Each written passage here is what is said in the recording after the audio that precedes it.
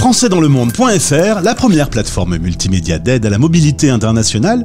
Bienvenue sur notre podcast. Je suis Gauthier Saïs et j'ai le plaisir de passer 10 minutes avec Mathieu Kohlmeyer, direction la baie de San Francisco. 10 minutes. Le podcast des Français dans le monde. Françaisdanslemonde.fr. Et cette histoire est fabuleuse. Elle part d'une usine de huilerie française du côté du cœur de la France, et puis une entreprise familiale qui va grandir, et grâce à Mathieu, devenir franco-américaine, direction la Californie, USA. Bonjour Mathieu. Bonjour Gauthier. Content de te retrouver. Alors, magie des décalages horaires, toi tu viens de prendre ta douche, c'est le café, c'est le début de journée, et moi c'est déjà la fin de journée. On a quand même une belle différence entre nos deux pays. Absolument, on a 9 heures de décalage horaire entre la côte ouest des États-Unis et la France. Et côté business, ça pose pas de problème ce décalage ? Écoute, la Tourangelle existe à Saumur. On est une marque qui fabrique localement à Saumur avec une trentaine de salariés, et en Californie également. Et effectivement, on travaille tous ensemble. Je commence tôt le matin. Ouais, et souvent, les pauvres équipes aux États-Unis, en France, pour eux, c'est la fin de journée. Donc, on n'est pas toujours dans le même état d'esprit. Donc, faut le garder en tête. Faut le garder en tête quand on travaille. Mais on y arrive. J'imagine. Alors, on va parler de cette incroyable marque. Mais avant, on revient sur toi, ton parcours. Originaire de Saint-Germain-en-Laye. Tu fais tes études sur la région parisienne. École de commerce. Tu es diplômé en 2001.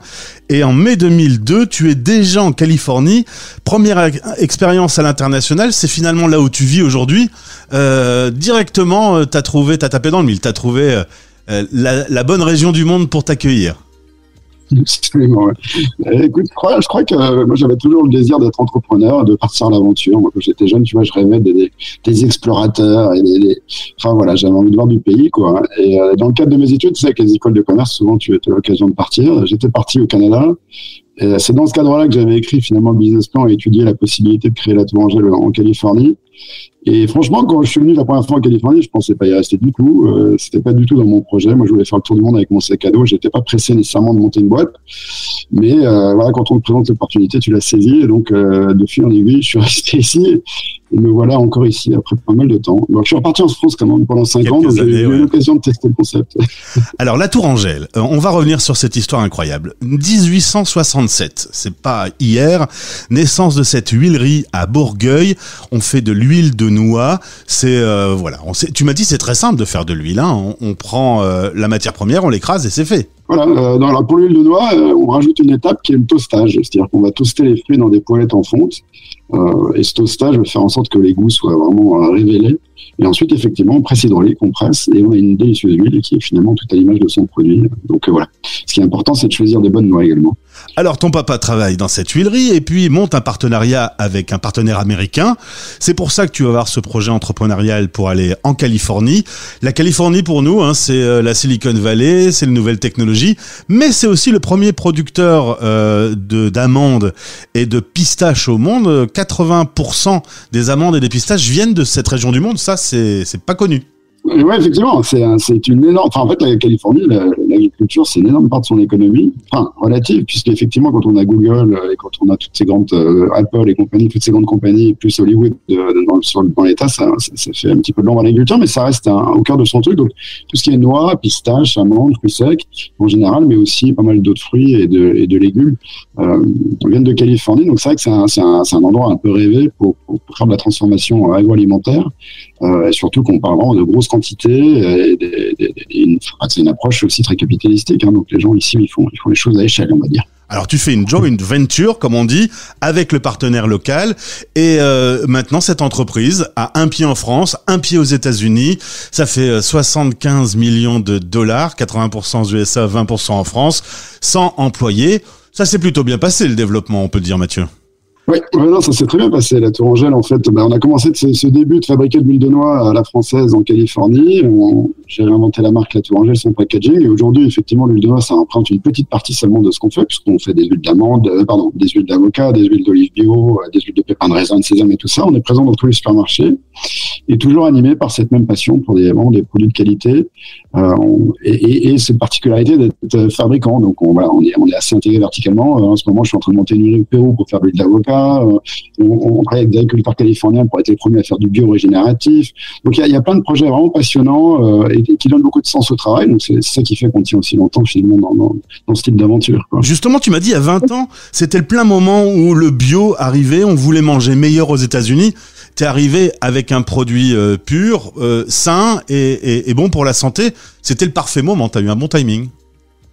Absolument. Ouais, le timing était très bien. Bon, après, à 2001, 2002, quand je suis arrivé, c'était aussi le moment où il y avait une belle crise économique et où, justement, c'est les hauts et les bas de la Silicon Valley. Donc, on était clairement dans un bas. Mais effectivement, fondamentalement, le marché américain pour la bouffe et là, donc, je pense que les Français, ils ont une carte à jouer fantastique puisqu'on a quand même une tradition culinaire qui est superbe. Donc, effectivement, je l'ai mis au profit pour développer l'entreprise aux États-Unis. Avec un packaging très français, très terroir, qui plaît aux Américains, ça plaît ce côté-là, ils identifient, alors on en parlait hors antenne avant d'enregistrer, la Tourangelle, tu fais dire ça par un Américain, il a un peu du mal, mais justement ça lui donne un petit côté typique, ça donne déjà un peu de goût à l'huile. Exactement. En fait, le packaging est essentiel quand on a peu de moyens en marketing. Il faut absolument que l'image du produit donne une idée de ce qu'il y a à l'intérieur. Et donc, pour nous, c'était vraiment critique. Donc, aujourd'hui, ce packaging, il a été au cœur de notre succès. C'est un fameux bidon. D'ailleurs, on le trouve en France également, hein, un bidon en métal avec marqué la Tourangelle, une magnifique étiquette.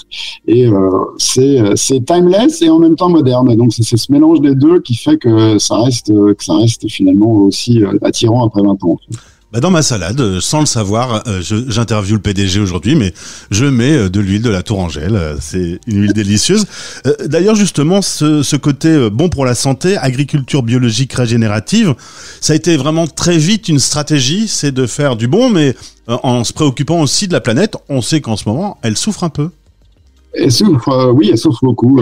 Effectivement, changement climatique, dérèglement climatique. Nous, on est au cœur de tous ces problèmes-là, puisqu'en fait, quasiment tous les produits qu'on fait, que ce soit l'huile d'olive, cette année, ça fait 2 ans qu'on a une récolte catastrophique au niveau mondial parce que la sécheresse.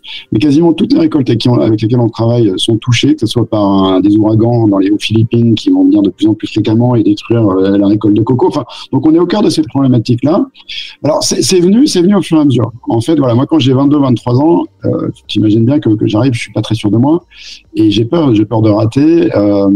Et donc je suis vraiment concentré sur lancer une huile de noix. Et donc c'est plutôt un positionnement gourmet, de se dire voilà, je fais un produit de spécialité et j'ai pas franchement je me dire je vais changer le monde et mais c'est vraiment au fur et à mesure que le succès vient, que tu construis des muscles, que tu te dis attends, en fait, tout d'un coup tu te dis mais en fait finalement j'ai quand même du pouvoir, j'ai du pouvoir au nom de ces consommateurs, est-ce que je peux le mettre au service du mieux? Et c'est là où tu te rends compte qu'au début tu te dis moi je suis tout petit, minuscule dans cette industrie énorme, j'ai pas du tout la prétention de dire je vais changer les choses, et au fur et à mesure je me rends compte qu'en fait mine de rien tous les petits trucs à la fin ils font quelque chose de grand. Donc on essaie de pousser du bio, on essaie de pousser ces choses-là. Évidemment on reste une toute petite entreprise au niveau de l'économie globale, mais voilà, mine de rien on le fait. Et en plus ce que je constate c'est quand tu fais la bonne chose, et finalement t'as le vent dans les voiles, quoi. Et donc les gens te poussent, t'aident, et à la fin voilà, donc on a monté une non-profit, une fondation avec ma femme pour essayer d'éduquer, parce que vous savez qu'il y a des gros problèmes de diabète aux États-Unis, on a des gros problèmes de nutrition, la plupart des enfants, surtout dans les classes très populaires, vont dans les fast-food constamment et ils sont pas du tout en connexion avec un ingrédient juste simple, une tomate sur comment ramasser des légumes dans un jardin. Donc on a monté des jardins communautaires, on a des jardins dans des écoles, enfin on essaie de pousser une éducation sur la nutrition et de pousser en fait food as medicine, donc vraiment de se dire ce que tu manges finalement c'est peut-être le premier médicament à prendre, parce que si tu manges n'importe quoi, alors évidemment avec l'Ozempic et tous ces produits qui se vendent aujourd'hui, on essaie de faire des médicaments pour corriger la nutrition, mais je pense qu'aujourd'hui, donc on essaie de mettre notre succès et nos bons produits, pas uniquement au service d'un consommateur pour qu'il ait du mieux, mais aussi au service de la communauté, de la planète. Donc c'est un petit peu c'est ce qui anime notre démarche. On est sur la radio des Français dans le monde, on va parler un mot de ta vie d'expat. Comme tu le disais, c'est arrivé un peu par hasard, cette Californie, ça fait 20 ans que tu y vis. C'est la partie nord, très ouverte d'esprit, très multiculturelle, que, a priori, je ressens en tout cas, tu aimes beaucoup. Ah oui, c'est un lieu très agréable pour vivre. Déjà, effectivement, comme tu dis à l'instant, on est dans une communauté qui qui est très diverse. Donc c'est assez facile quand on est étranger soi-même de s'intégrer. On n'a pas l'impression d'être le seul différent dans un monde très très monolithique. C'est pas du tout le cas. Et bon, il fait très beau, la nature est magnifique et il y a un esprit d'entreprendre qui est très développé. Donc je y trouve beaucoup de plaisir. Après, effectivement, moi j'ai un peu cette chance de pouvoir aussi être constamment en France, puisque comme j'ai quand même 30 salariés, je travaille beaucoup avec la France. Donc c'est pas non plus une coupure absolue où tu te dis voilà, je suis parti à 6000 miles et j'y retourne jamais. Bon, après il y a quand même 9 heures de décalage horaire comme on disait et 11 heures d'avion, donc c'est pas non plus hyper facile d'y rentrer tout le temps. Mais ouais, je trouve beaucoup de plaisir. C'est un très beau pays qui est très sympa. Alors, il y a 21 ans, tu pars avec ta petite copine. Depuis, c'est devenu ta femme. Vous avez eu 2 enfants qui sont nés là-bas. Mais alors, tu le disais, tu as vécu 5 ans en France sur cette période de 20 ans.